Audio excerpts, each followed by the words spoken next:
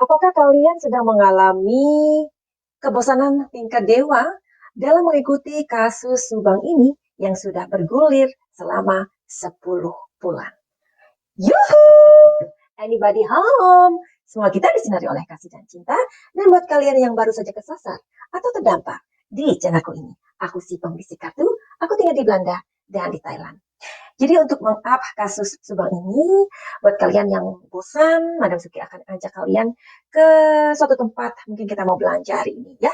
Oke, jadi mungkin ada orang yang ngomong, aduh kenapa sih nggak langsung aja gitu kan. Nah, jadi channelnya Madam Suki ini bukan channel berita Besti ya. Jadinya kalau untuk yang berita-berita ya lebih baik cari channel yang memang berita-berita aja yang singkat-singkat, yang nggak kurang dari 5 menit atau 1 menit, 2 menit, ya, atau istilahnya cepet-cepet lah ya. Kan hari ini kalian mau diajak belanja sama Mbak Suki. Intinya kita mau pergi ke suatu tempat deh, Besti. Oke, ikutin. Nah, ini jadi suasana di luar negeri ya, di Belanda. Nah, coba kalian lihat ya. Ini matahari lumayan terang ya. Oke, ayo kita masuk ke dalam. Lihat di sini orang-orang udah nggak pakai masker. Dan ini toko bunga. Harganya kalian bisa lihat 8 euro, 12,50. Yang ini mahal kan, kalikan 17 ya. Oke, kita masuk. Ada apa di dalam sini? Nah, kita mau belanja-belanja dulu. Oke. Di sini lombok mahal ya. Ini hitungnya per satu. Harga tomat hampir 3 euro, 2,50 euro ya. Oke. Harga sayuran di luar negeri sangat mahal ya. Lombok di sini bisa mahal banget. Mahal sekali Lombok di sini. Ini keluarga keju ya, keluarga keju. Oke. Ini daging spek. Oke, kalian udah diajak jalan-jalan. Oke, kita akan keluar.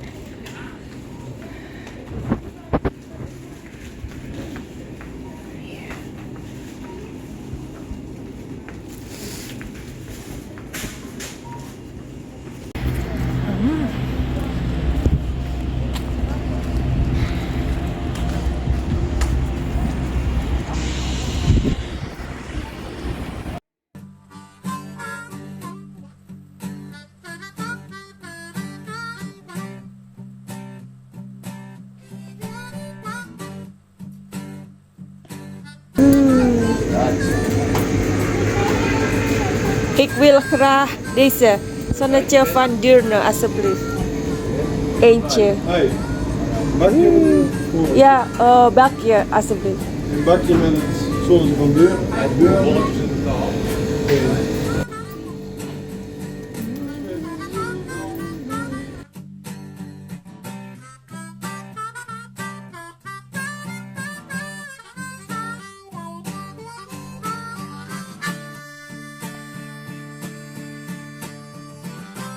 eigen iets mogen verzinnen. Net een soort van jongens.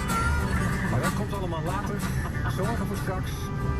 Eerste zorg is gewoon dat we weer een mooie playlist krijgen. En daar hebben we jullie dringend bij nodig. Dus als je wat wil aanvragen ben je van harte uitgenodigd via de app van Radio Veronica. Om dat waar dan ook onmiddellijk kenbaar te maken. Kom maar.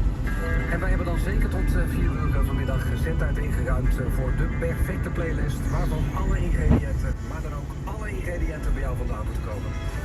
Laat het weten via de app van Radio Veronica. Als je de app van Radio Veronica al hebt, nou jongen, heb je de voorsprong. Hou op, hou op. Nah, netizen akhir-akhir ini masih gimana ya? Masih berpikir sangat keras gitu. Kok kayaknya ini Yoris ini sedang membuat PR gitu ya buat netizen Indonesia atau netizen 62 atau netizen mana saja yang masih penasaran ingin ngikutin kasus perampasan nyawa ibu dan anak di Subang.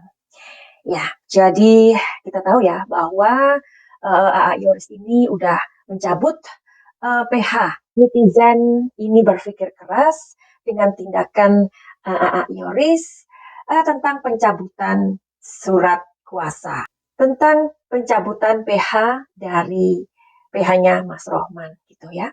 Dan apakah ini sebagai sebuah manuver begitu? Madam Suki juga udah membuat videonya. Jadi silakan kalian melihat videonya yang aku taruh linknya di bawah ini. Oke? Terus gimana dong? Apakah memang ini seperti usaha untuk mengecoh penyidik begitu?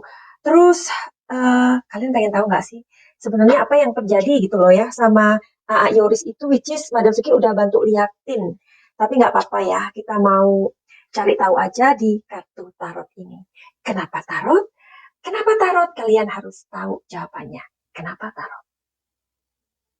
AA Yoris ini kan udah diasumsikan ya, atau diduga ya melakukan sebuah manuver untuk mengecoh penyidik begitu. Ini kata netizen ya, Yoris.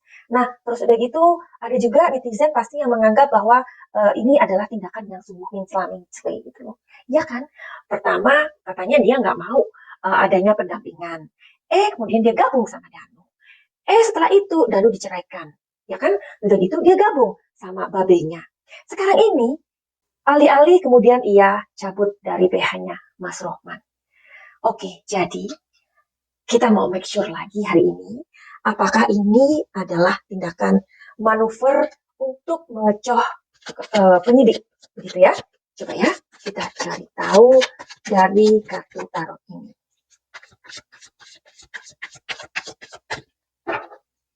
Seperti biasa, Besti. Biar ini seru.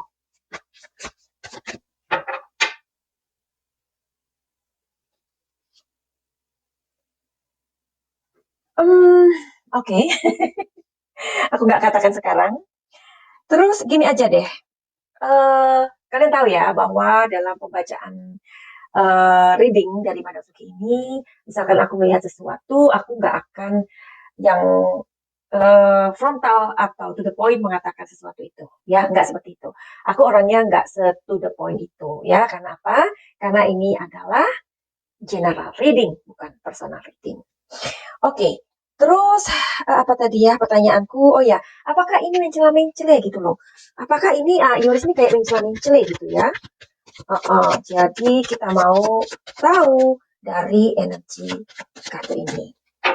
Baru kemudian aku akan memberikan telling story-nya.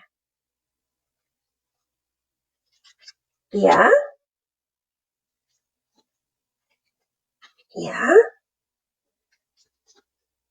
Oke. Nah, akhirnya dari dua pertanyaan itu aku akan memberikan telling story dari apa yang kita pengen tahu. Tadi kan pertanyaannya pertama, apakah ini kayak manuver gitu, ya, which is Madam Suki udah buat videonya, ya. Madam Suki mengatakan itu adalah sebuah strategi, ya. Jadi manuver itu sebenarnya adalah sebuah strategi untuk melihat kondisi apa yang sedang terjadi bulan per bulan, atau istilahnya mereka ini AA Yoris dan istrinya ini ingin mengikuti perkembangan demi perkembangan itu sih. Kalau sekarang mereka berpikir bahwa saat ini belum membutuhkan lawyer atau belum membutuhkan pengacara. Nah, dari kedua saksi yaitu Babe dan Danu, Yoris ini nggak mempunyai jejak di TKP, itu kan.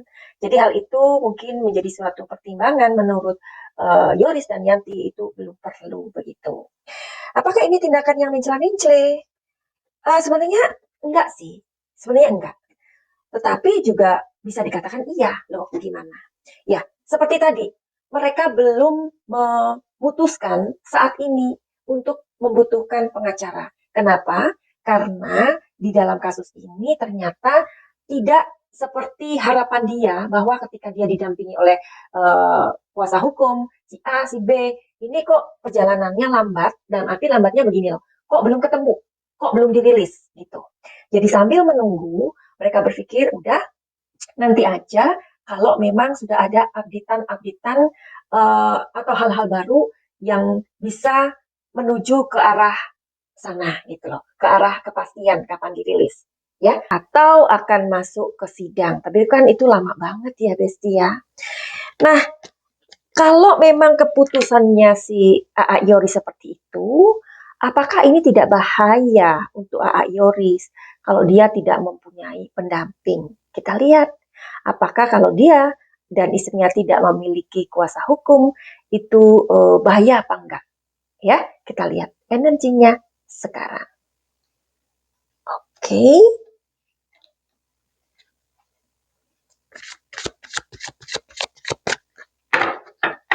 Bagaimanakah jawabannya?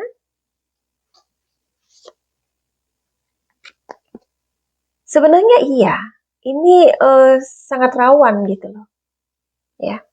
Bahkan di banyak kasus di luar negeri pun ada kasus-kasus yang rumit sampai belasan tahun, sampai puluhan tahun, ya. Itu aja harus ada pendamping gitu loh. Jadi untuk kasus-kasus di luar negeri atau di dalam negeri Indonesia, ada kasus-kasus yang membutuhkan waktu sampai belasan tahun, puluhan tahun, ya kan? Artinya kan, masa iya selama itu mereka didampingi pengacara? Kan enggak kan? Nah, tapi memang keberadaan dari pengacara ini memang sangat dibutuhkan. Ada kasus-kasus yang membutuhkan waktu lama, ya, ada. Dan ada juga orang-orang yang berusaha menghilangkan jejak-jejak di TKP, menghilangkan alat bukti, barang bukti, ataupun petunjuk, itu semuanya dihilangkan. Tapi toh mereka ternyata adalah orang yang melakukannya. Jadi ini memang sungguh rawan ya buat AA Yoris. Tapi mudah-mudahan AA Yoris dan istrinya Yanti, mudah-mudahan kalian juga bisa melihat intinya apa? Bisa membaca situasi dan kondisi, begitu aja deh. Kapan kalian nanti membutuhkan lagi. Karena kalau tidak didampingi, ini juga tidak baik. Karena kartunya mengatakan seperti itu. Ya. Oke, jadi kartu tarot ini adalah kartu yang memang bisa melihat situasi dan kondisi saat ini atau mungkin 5 bulan dari sekarang gitu. Karena pasti setiap hari itu kan perkembangan-perkembangan berbeda. Mungkin nanti 1-2 bulan lagi ada updatean atau ada perkembangan dari penyidik atau kepolisian. Ya barangkali Yoris dan Yanti bisa memakai jasa pengacara. We don't know. Kita cek ya.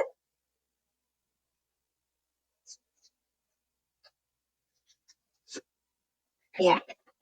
Jadi misalkan dalam 1 bulan atau 2 bulan atau 3 bulan lagi ada perkembangan dari kepolisian, jadi mereka tetap akan mengusahakan sebuah kenyamanan untuk memakai jasa kuasa hukum. Bersepakat untuk saat ini untuk tidak memakai pengacara. Baiklah, begitu aja updatean hari ini. Dalam membahas kasus Subang, Madam Suki memang nggak panjang-panjang, karena tujuan dari video ini tak lain hanyalah untuk mengawal ya, atau update aja, supaya kasus ini terus dibicarakan. Jadi buat kalian yang menyukai video ini, terima kasih sudah mampir. Sebelum menutup video ini, jangan lupa kalian untuk mengikuti info yang sangat berharga. Barangkali info ini dapat mengubah kehidupan kamu. Ya, karena kita bahagia, kita tidak bahagia, kita menjadi orang sukses atau menjadi orang tidak sukses, betul-betul itu adalah sebuah keputusan. Tapi bagaimana mungkin ada orang yang sukses, sementara banyak juga orang yang tidak sukses, sementara ada orang yang bahagia, banyak juga orang yang tidak bahagia. Padahal Tuhan itu memberikan kita waktu yang sama, yakni 24 jam. Jadi kalau sukses, tidak sukses, bahagia dan tidak bahagia, bisa dikatakan adalah nasib. Jadi nasib itu bisa dirubah. Jadi ikutin info ini yang barangkali bisa untuk menolong kehidupanmu. Dan buat kalian yang mengalami tentang sebuah trauma, ya trauma ini banyak. termasuk orang-orang yang ditinggal meninggal ya. Ada banyak sekali orang-orang yang ketika mereka kehilangan ini belum bisa untuk mindfulness atau belum bisa untuk menerima. Ini adalah kondisi yang sangat mengganggu sebenarnya, mengganggu masa depan kita sendiri. Jadi bila mana kalian atau salah satu dari kalian yang menghadapi peristiwa semacam itu belum bisa untuk move on, itu memang sangat berat ya. Dan Madam Suki bisa membantu untuk memulihkan sebuah kesadaran atau memulihkan emosi ya, karena di dalam praktek Madam Suki juga ada beberapa orang yang datang kepada Madam Suki di mana mereka ini kehilangan orang-orang yang mereka cintai, mungkin suami, istri, bahkan anak ya. Mereka belum bisa move on dan kondisi ini membuat mereka stuck, tidak bisa kemana-mana. Dan ketika kita stuck, sesungguhnya kita tidak bisa melihat kehidupan yang lebih baik. Jadi nanti video berikutnya barangkali Madam Suki akan membuat tentang ketegaran orang tua Mas Ariel ini. Jadi sesungguhnya di balik musibah yang terjadi di keluarganya Bang Emil ini, sesungguhnya kita bisa melihat sebuah pribadi yang begitu tegar. Ya, baiklah begitu aja. Terima kasih udah mampir. Jangan lupa untuk memberikan like, komen positif, dan subscribe bagi yang belum. Finally, begitu aja. Send love and light. Salam jahat.